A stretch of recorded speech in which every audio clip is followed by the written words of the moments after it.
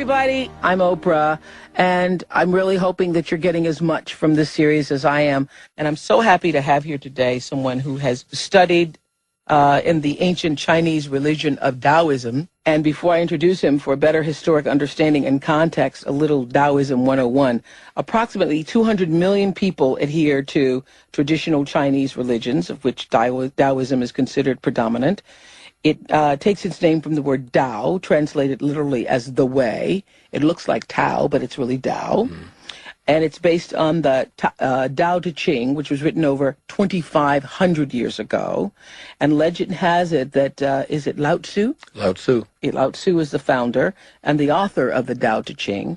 And it's comprised of 81 passages, 81. And according to my guest, it describes a way of living that's balanced, moral, and spiritual, and that works for all facets of life on Earth. So we're going to be talking about the Tao Te Ching today.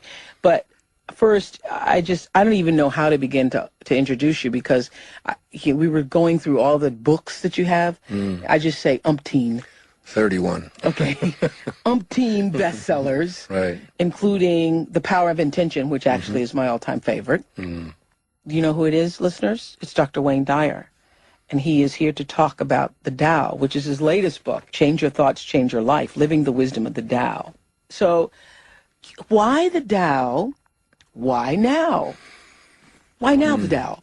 Well, the Tao is one of those things that kept coming at me. It's I call it a calling, when you just keep getting sort of like synchronistic callings from, somebody would tell me about it, and then I had talked to someone who had been through a very difficult time with addictions and so on, and wasn't able to do anything in the program, but was just read the Tao every single day. And the only thing that seemed to work for this particular person and others, including one of my own children who has struggled with addictions herself, was in reading the Tao. That's interesting, because, that whole controversy I had with James Fry, I don't know if you know about it. I do. But one of he says that was one of the things that also helped him, that struggling with addiction. That was the person. That was the person. James called my daughter, as a matter of fact, and was willing to do anything at all to help her. I mean, he's someone that I have a great deal of love and respect for. And what he said to me was that I wouldn't do the program, I wouldn't do the 10 steps, I didn't want to substitute one kind of an addiction for another, right? But I would read the Tao. And then my publisher out in California called me and said, you've got to read this book, and you've got to do this, and every time I would turn on the television or something, I would be some kind of reference to the Tao. And I've gotten to the point in my life and in my career where I listened when these sort of things that start coming at you from a distance, and you're not quite sure. That appears to be coincidences. They appear to be, but there's no such thing. Yeah, there's no coincidence. In fact, the word coincidence itself is a mathematical term. You remember in geometry they would say two angles that coincide are said to be two angles that fit together perfectly. So now we've taken a term that means two things that fit together perfectly and interpreted it to mean something that fits together accidentally, which we've just reversed the whole concept of coincidence. It's coincide. So I called my publisher and I said, I just had an aha moment. I never heard it explained that way before. Really? Thank you. Yeah, that was great. So it's... So the Tao kept calling you. Yeah, it just kept calling me and calling at me, and I would read a little bit of it, and I taught at a university. I even taught a little bit about world religions, and I taught about Taoism and so on, but I really wasn't really that familiar with it. And then I began to do the research on it, and most of the people who write about the Tao say it's the wisest book ever written. It's the most translated book in the history of publishing, other than the Bible. Other than the Bible, yes. Yeah, and there are 14,000 different interpretations or translations that I came across myself. And so I would read the very first verse. The opening line of the Tao says, the Tao that can be named is not the Tao.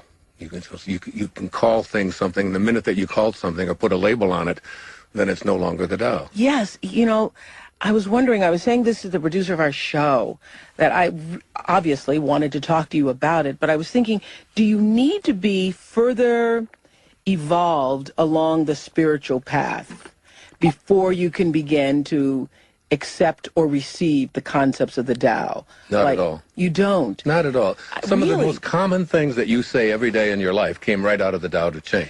Yeah, but I know the whole idea of no rules. Right. The journey of 1,000 miles Yes. begins with one yeah. step. Those who know don't speak. Those who speak don't know. Think small rather than thinking big. All of these kinds of comments and things have come out of this little Chinese man. I mean, Lao Tzu translates to old man. This old man that just had these visions about how to go about living our lives conflict-free, how to live without having any enemies, how to be at peace.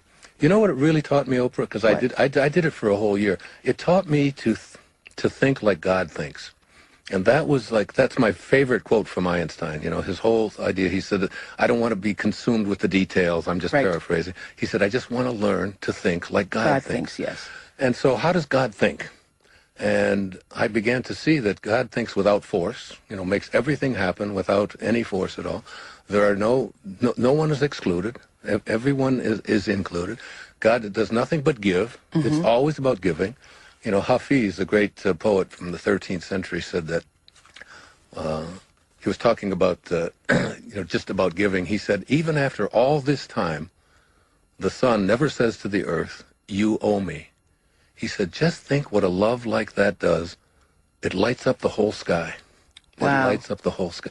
And it's just, so it's like if you can, you know, there's been so much talk about The Secret. You know, I know you've done shows on it, and, I was asked I wanted to to talk to you about that. First of all, I wanted to ask you, do you feel somewhat validated? I just feel so grateful and so thrilled that it's one of the most popular nonfiction books in the history of publishing. Over 10 million copies are out there. I mean, it's giving people a look at the power of what happens when you change the way you look at things. The things you look at change. I mean, the world begins to change when you change the way you look at it. I would have liked to have seen a little different emphasis myself. I think too much of it is on getting rather than giving. And if you have this incredible power to align yourself with a universal divine mind that is always giving and always offering, then it seems to me that's where we ought to be putting our attention.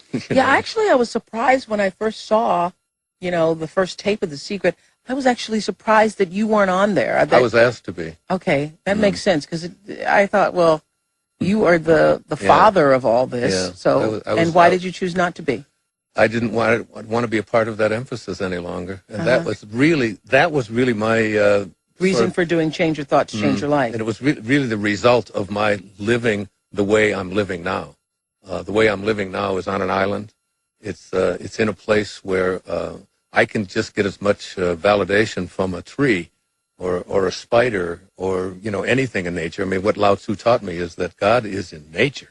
And you have to find your own nature, and that in every single one of us, in every human being out there listening, we have a nature, and we know what that nature is, and we know what our calling is.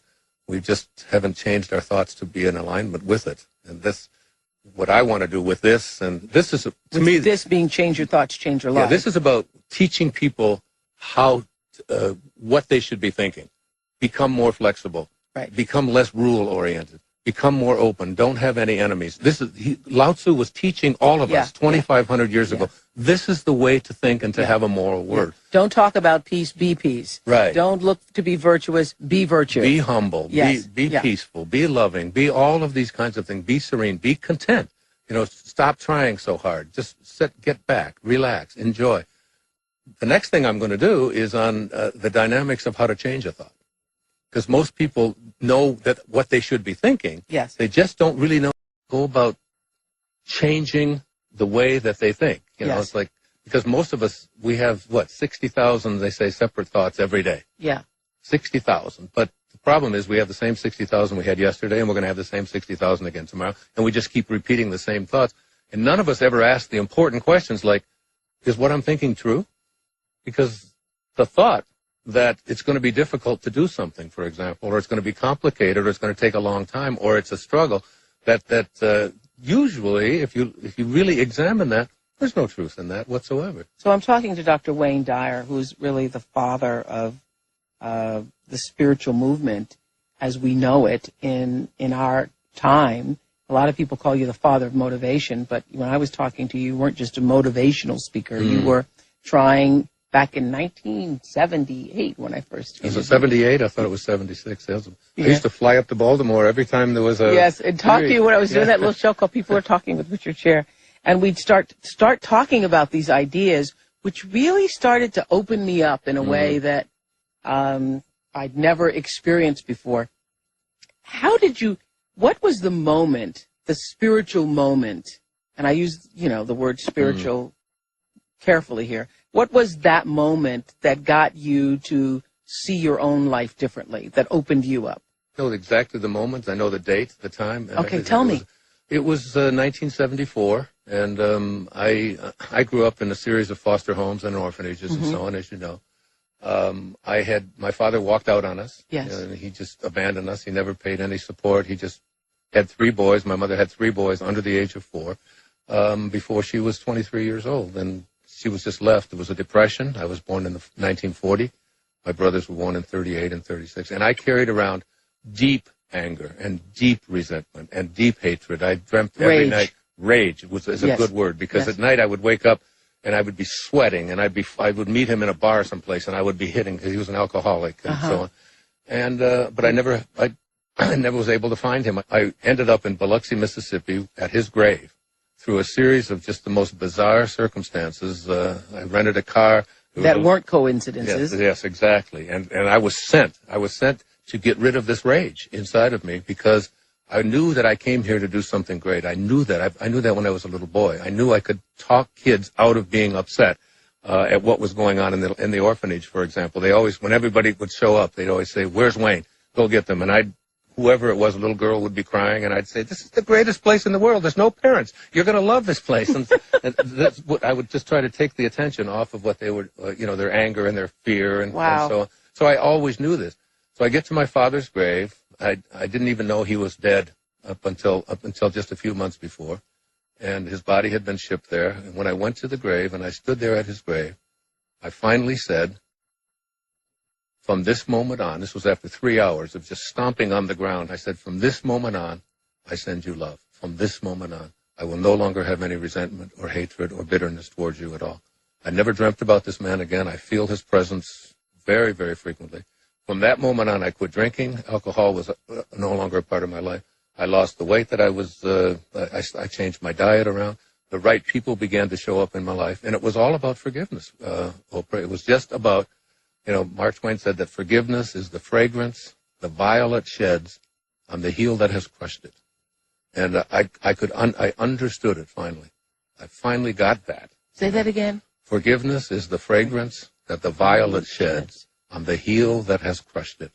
Oh, wow, that makes me want to cry. It's so poetic, it's so beautiful.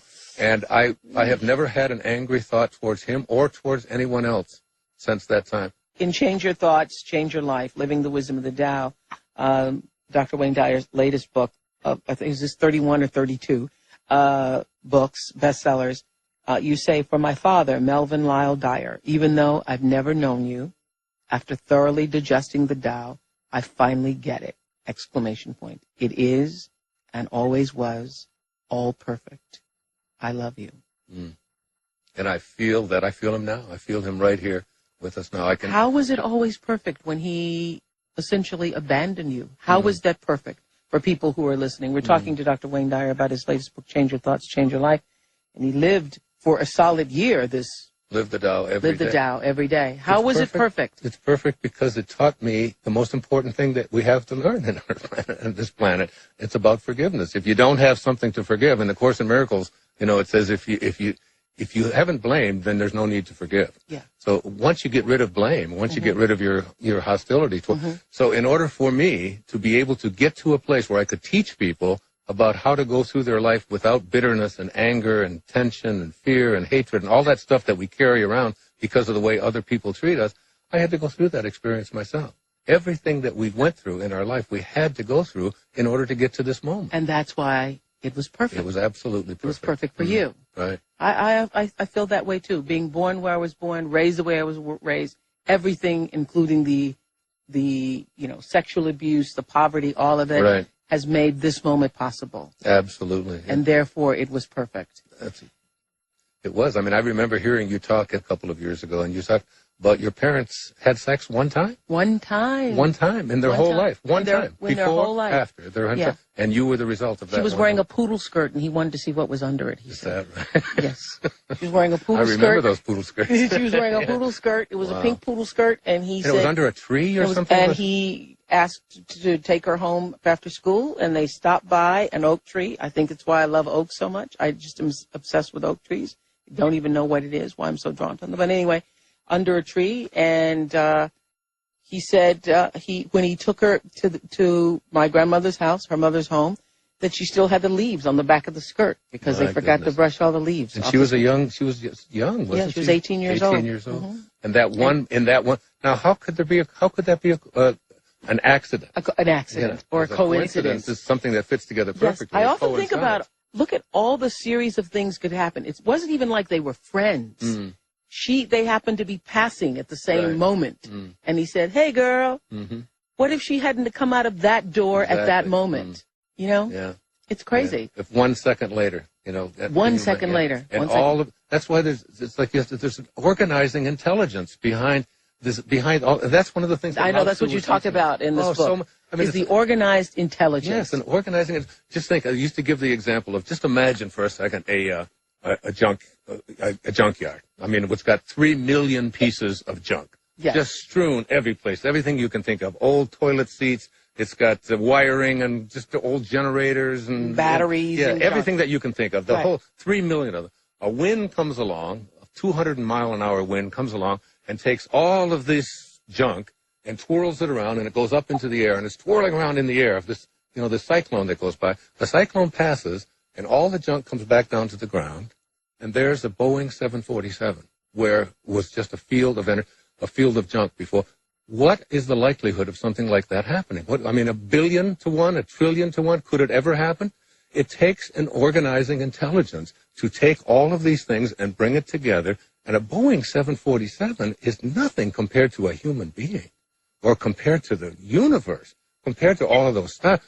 To think that this all is something that just happened because it was some happenstance accident, there is something called the Tao. And it says the Tao does nothing, but it leaves nothing undone. Those who are listening and hearing about this for the first time, and there are a lot of people actually hearing this philosophy for the first time, is Tao more of is it a religion, would you say? Is it a lifestyle?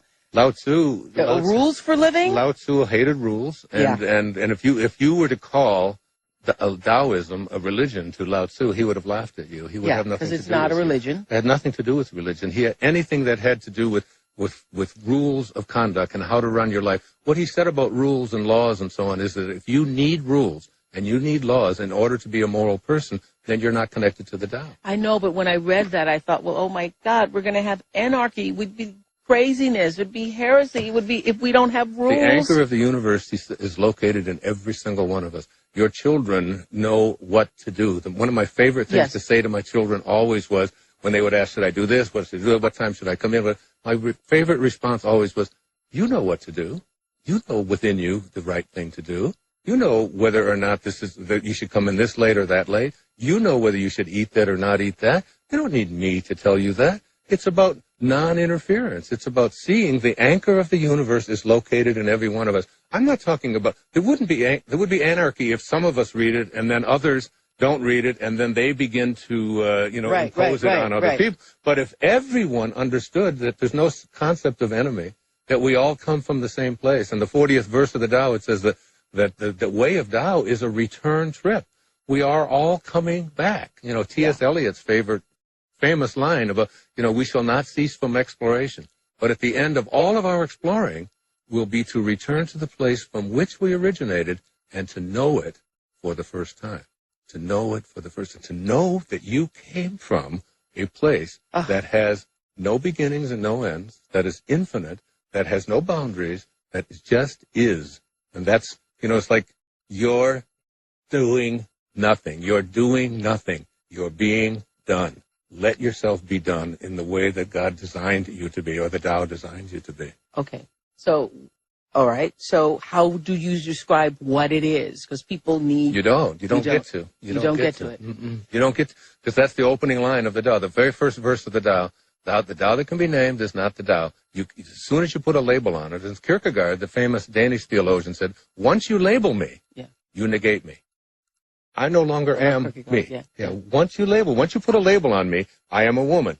You know, I am black, I am white, I am tall, I am Catholic, I am Muslim. Once you label me, you negate me, and now I must live up to whatever that label is you have placed on me. Yeah, what the expectation for that label is. And the problem with labeling is that it creates conflict. It creates something that is and something that isn't. See, our minds are not capable of understanding oneness. And that Tao, that's why in the Tao it says, those who know do not speak. Those who speak do not know. What Lao Tzu was saying there is those who know are connected to oneness. And when you're connected to oneness, you don't need to say anything. You just are. So you spent a year. We need another half hour because we didn't even get into what that year was like. So next week I want to begin with the moment you decided that you were going to spend the year. When you said to your secretary, I want you to get rid of everything. I was thinking. It was the day after I turned 65. Everything? Everything. Everything? Wow. All my clothes. All your clothes? I did my PBS special in bare feet. I said, I don't even have any shoes. I know. I saw you in the PBS special with no shoes on. Right. That's right. That's because you didn't have any shoes? No, that's not what.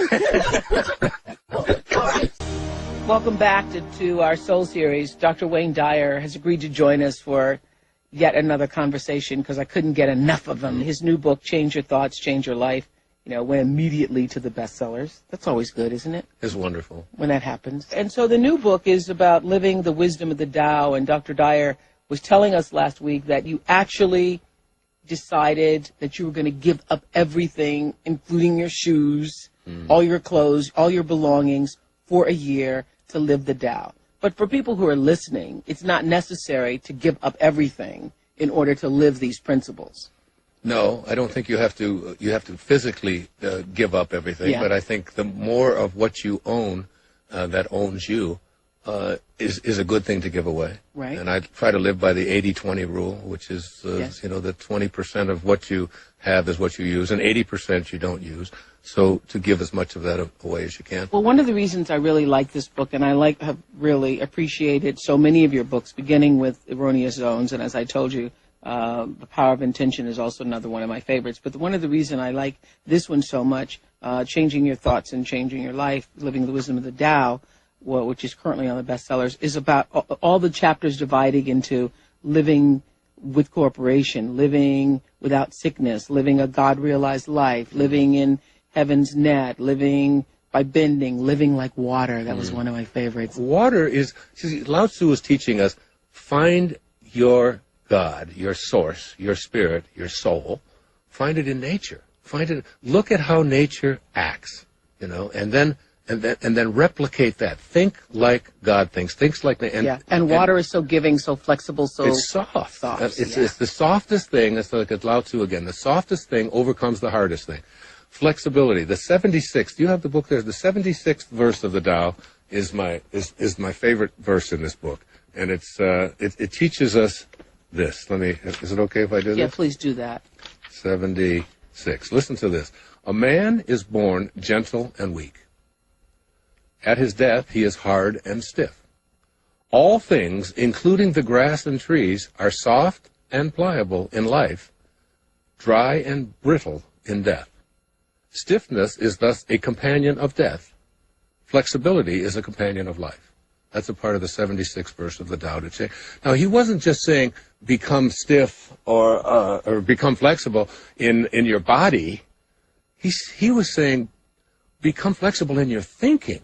In your, remember in the last election? I read that, and what I felt when I read that is it's not just in your thinking; it's becoming flexible in in the way you move. When I read that, I felt like it means flexible in all of your movement, in your thinking movement, in your emotional movement, in your spiritual movement. It means being fluid, soft. It means being gentle. It means in the last election during the debates with John Kerry and George Floyd, one of the big things about this whole thing was flip-flopping. This whole concept of flip. See, a rigid thinking is a thinking. Emerson said, a foolish consistency is the hobgoblin of little minds. the idea that someone would believe something and say, whatever I believe on Monday, on Wednesday you can count on me, I'll believe the same, regardless of what happens on Tuesday, is a scary kind of concept. Right. You want someone who says, I believe this on Monday, now look what happened on Tuesday, I have a whole different point of view here on Wednesday. That's not flip-flopping, that's living the Tao. That's how the universe works. It asks you to be soft, to be gentle, to understand that water is that great symbol of that. It flow. If you could, in your relationships, whoever you are, whatever, if you can just become like water, you can enter into any place in your partner's life mentally by being water. Wow. Because it just enters every opening. And you can become one with that person by being water. All right. I don't want to run out of time again, because last week I wanted to talk to you about what that year was like, because in case you're just tuning in, I'm joined in the studio today with Dr. Wayne Dyer, who's written a great new book, his 32nd one, called Change Your Thoughts, Change Your Life, Living the Wisdom of the Tao. And for one solid year, he lived the Tao, gave up everything, all of his worldly possessions, including shoes. I keep coming back to shoes because hard to live without shoes. I'm thinking I could be naked, but I need shoes. You need shoes. What about all my Jimmy Choos? Oh, my goodness. When I read that, I was thinking, okay, I would give up everything? Everything. And what was that like? Okay, you tell your secretary, give up everything. She's not even selling everything. You say, give it all away. Not even interested in making money. And then, how did you begin this process of living the Tao? So you had read the verses, you'd studied. Did you study all the 14,000 different versions? I took the version that's in the entire Tao Te Ching is in this book. It's my translation of the Tao. Yes. But I took 10 of the most relevant ones to the West, to us here in America, to us here in the Western world, and combined all of the different ones and made it this version of the Tao Te Ching. So there's now 14,001 translations of the Tao. What I did is I made a year-long commitment. I started it on January the 1st, 2006. And I read the very first verse of the Tao. I divided 81 verses, right? 365 days divided by 81 comes out to about 4.5 days for each verse of the Tao. That's what I was going to do. I was going to spend 4.5 days on just each one of the verses. And at the end of the 4.5 days, I was going to write an essay, a very short essay. It only took me maybe 2 hours to write the essays because I didn't write them, Oprah. They wrote them. I do it by hand because, in the Tao it teaches you don't want to use machines. You don't want a machine to interfere with your writing. So I wrote them. When you say the essays, it means, living with cooperation, living the mystery, living all that. Each one of those were short essays. After each verse. After each verse. But I spent 4 days meditating on each of the verses, like memorizing them, going through them in my mind, and then going out where I live on Maui and putting them to work, putting them to practice. And I can remember some of them were hard, Oprah. I mean, some of these verses are very hard. Here's the line. The Tao does nothing. It leaves nothing undone. That's like one of the great lines in the Tao Te Ching. So how can you do nothing and emulate? You're emulating the Tao. You're emulating God, the way God acts, God, soul, spirit, divine mind, whatever you want to call this organizing intelligence that allows, everything to be. All being comes from non-being, That's right out of the Bible, too, by the way. The New Testament came 500 years after the Tao. It's loaded with the Tao. Taoisms, it's almost all of that is in there. It's the spirit that gives life. Okay, this is one I like. I was looking for this, the 20th verse. Give up learning, and you will be free from all your cares. Now, see, when I read that. I know, you read that. And I thought, how can I give up learning? Okay, but then continue. What is the difference between yes and no? What is the difference between good and evil? Must I fear what others fear? Should I fear desolation when there is abundance? Should I fear darkness when that light is shining everywhere? In spring, some go to the park and climb the terrace, but I alone am drifting, not knowing where I am, like a newborn babe before it learns to smile. I am alone without a place to go.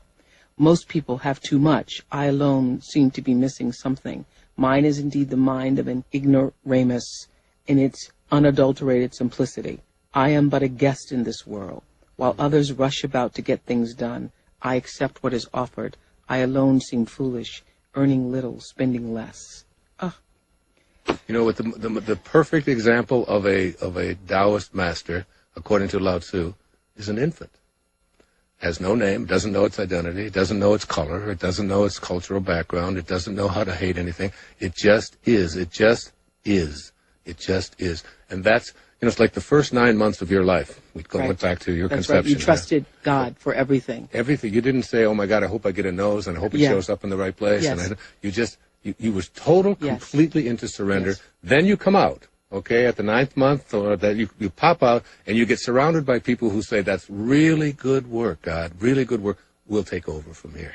Yeah. And the minute you start taking over from here, what happens is you develop an ego, which is where you edge God out. E-G-O, you edge God out. Okay? And so now... I never heard it that way before. That is so good. Yeah. So you edge God out and you just push that to the side. Good. And what is this ego? What is it? I'm going to be quoting you on that. God out. That's what it's an idea, Oprah. It's all it is. It's an idea that we carry around. You know what the idea of the ego is? It says, I am what I have. I am what I do. I am what other people do with me. I'm separate from everybody else. I'm separate from what's missing in my life. And I'm separate from God. Those are the 6 components of the ego. And that's what we're raised on and what we're trained on. Meantime, we showed up here. We didn't have to do a thing. Oh, say that again. I want to say it again. Say it again. Repeat that. The ego. Yeah. The ego is just a collection of ideas that we carry around, okay? I am what I have. I am what I have. So we go around through our whole life, accumulating trying as much to have as we things. can, have more stuff. And then when we don't have any stuff, then we no longer are. We lose our identity.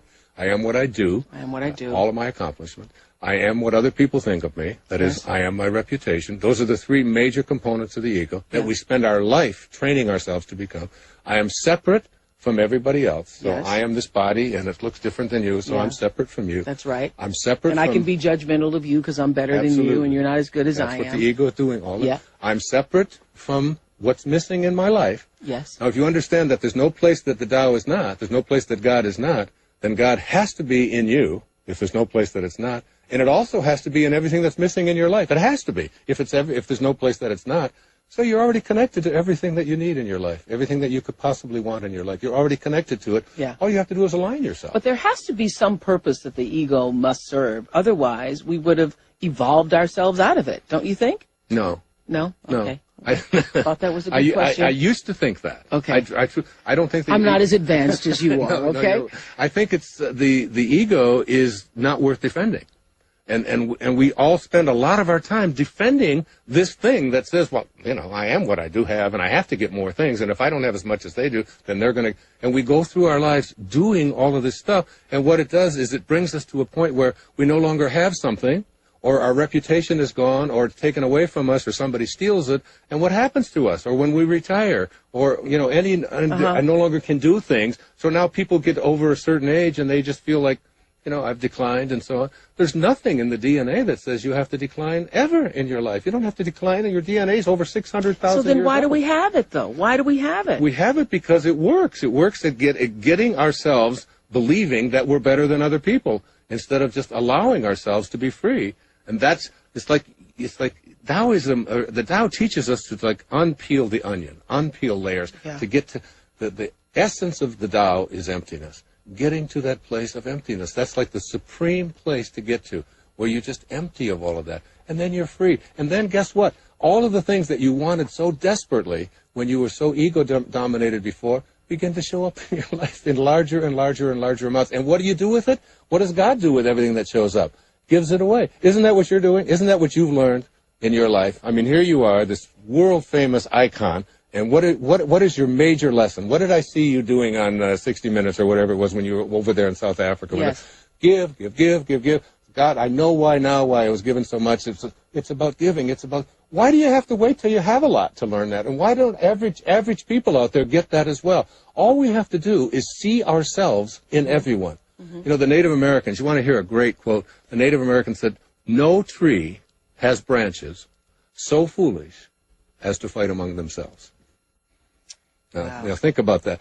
Think about it. We are all branches on a tree called humanity. What are we doing fighting each other and killing each other? What are we doing? Lao Tzu. Because nature's smarter than we are. Absolutely. And it's all about nature. Yeah. It's all about nature. Nature's smarter than we are. So is it possible do you think you have your ego? You haven't lost your ego, obviously. No, right? I haven't. Yeah. But I'm working on it. Is there a way to keep it in check? Is there a way to... Yeah, to minimize its influence in your life? Every day, just say thank you. You know, and it's like, and get to the place in your life. You know, Rumi had this wonderful line. He said, you know, that to practice benevolence, to just practice being in a place in your life where you are giving. You're just constantly in a state of giving. Okay. You know, sell your cleverness, he said, and purchase bewilderment. Just go through your life in a state of awe, in a state of bewilderment. Because everywhere you look, there's something to see. Absolutely. Yeah. So we're talking to Dr. Wayne Dyer about living the Tao, living the wisdom of the Tao. It's his latest book on changing your thoughts and changing your life. You believe it's possible for everybody to put their ego in a place where, you know, we talk about this spiritual evolvement, and every time I talk to people, some like yourself, people say, well, you know, the spiritual movement is growing to the point where there's something happening in the world. And then you look at the world. I mean, I just read something the other day where there are more girls who want to kill themselves now than ever before. So I wonder, is it just among spiritual folks, people who think the way you do, that, you know, the world seems to be getting better? Is the world getting better? To me it is. Because I don't, you know, for every act of evil in the world, there's a million acts of kindness. So why would you continue to put our attention and our efforts and all of our energy on all of the things that are wrong in the world? Yeah. You know, the world is just fine. The world is just fine. Yeah. Yes, there are many, many things out there. Isn't that what the evening news does? That's why I haven't watched evening news. And what is it sponsored by? It's sponsored by more and more pills for people to take to overcome all of the anxiety and the stress and the depression and all the evil they're watching. All of the things. It's like endless, amounts of attention on all the things that are wrong, and rely upon something outside of yourself to do that. All you have to do is become the observer to that. You become the witness to that. That has nothing to do with you. And you know, one of the great lines in the Tao Te Ching speaks about that any time that you are in battle, if you have to go to battle, if you have to go to war, you don't ever celebrate anybody else ever being killed, no matter what you label them, whatever label that you put on them. You treat everything that happens in battle, which we see so much about, especially these days, you know, as a funeral, as something that we recognize within ourselves that we left the Tao, because the Tao has no need for us. There's nothing in what God has offered us that tells us that we have to be in competition. The other thing that you say that I love so much is about understanding that principle of every force is going to create a counter force. And I don't know if I can't remember if I read this in the book or heard it. David Hawkins spoke about that in Power versus Force. He's a good friend of mine. Yes. Yeah. Well, all the people I've interviewed over the years. That's good. Well, y'all must have some good dinner conversations. I found that book, Power versus Force, years ago as a little self-published paperback, and I took it to every lecture I gave for 4 or 5 years until it became published. Yeah. There was something you said that I'd read in an interview that I just loved, and I just wanted to quote you on yourself. When you were talking about what you were sharing with us here about the first 9 months of your life, how you turned everything over to God, and then you get born, and then your parents say, I'll take it from here, and where if you'd stayed in the God space, you'd be different. And then you say, how could you believe that you are not worthy of yourself? I just thought, oh my God, I wish more people could hear you say that. How could you believe that you are not worthy of yourself? Because you and I both, you know, over the years talked to thousands and thousands of people, and that seems to be at the core of what so many people don't get, that they are not worthy of themselves. Because see, when you don't trust in yourself, you're not trusting in the wisdom that created you. That's like an insult to your creator, to the creative process, whatever you want to call that, if you want to call it God. Because, you know, all of us and all the religions that are out there, they all pray to the same God. And then they ask this God the same God that everybody prays to divide itself up and argue against one person or another, you know, or one point of view or another, when there's only this oneness. How could that which is perfect, how could that which is divine create something that isn't? You must be like what you came from. You must be. If I gave you a piece of pie from an apple pie, I'd say, what is it? What do you think it's like? You'd say, well, it must be like what it came from. Okay, I'm about to be out of time again. Can you tell me what that year did for you? Can you summarize what that year did for you? First of all, I look at you and I already think, you know, highly evolved spiritual person, being, living your life on a path of being able to connect to the higher self, knowing your own spirituality, a sense of connectiveness to the oneness of life. So what did you need to know in that year that you didn't already know? I learned how to be joyful everywhere. I learned to be totally at peace. You know what I've learned, Lope? I've learned to think like God thinks, as close as I can get to thinking like God thinks. So I see myself, I see the unfolding of God in everyone that I meet, and I see myself in that person. Even sitting here now, I see myself in you, and I see you in me. And by being able to do that, there's no way that I could have any hatred or anger or bitterness towards you, or the waiter who doesn't come to me on time, or the flight that is delayed, or whatever's the circumstances that show up in my life. I'm able to see myself in all of those people who are just doing what they can do, and I'm able to be love. And able to be loved, that's it. For people for whom picking up their first Wayne Dyer book is going to be this book, Change Your Thoughts, Change Your Life, Living the Wisdom of the Tao, you know, for a lot of people at the beginning, it's like overwhelming. It's a lot. There's a lot to take in. What do you want to say to them? It's so easy. It's so easy. It's so easy to be. It's just so easy. Just like, who was the guy that said, can't we just learn to get along? Yeah, that was Rodney King. Yeah, Rodney King. Can't we all just get along Can't we just love each other? You know, so like when I watch the evening news and I see so many insurgents were killed and so on, I go out to them, to each and every one of them. You know, I find that peace and that love within myself. Wouldn't it be amazing? As I was reading this, thinking, as we move into this election year, wouldn't it be amazing to have Tao-centered leadership? Oh, I think of that all the time, Oprah. That's what, you know, it's like, and that's coming. That's coming. You know, I mean, we pretty much know who's Tao-centered and who isn't, but we'll leave that to another time. Yeah, and all of us have the possibility to make that happen for ourselves. It's going to happen. There's no doubt about it. Listen, I could talk to you forever. Oh, I love you so much. Thank you so much for the love. Thank you. I'm so happy for you. Thank you, because we've been doing this a while, but no, I could talk to you all day. Maybe we'll do all day with Wayne Dyer. There we go. Yeah, take us a while. Thank you for joining me again. Thanks, Oprah. Continued success. Thank you. You're listening to Oprah and Friends, Oprah and Wayne Dyer here, XM 156.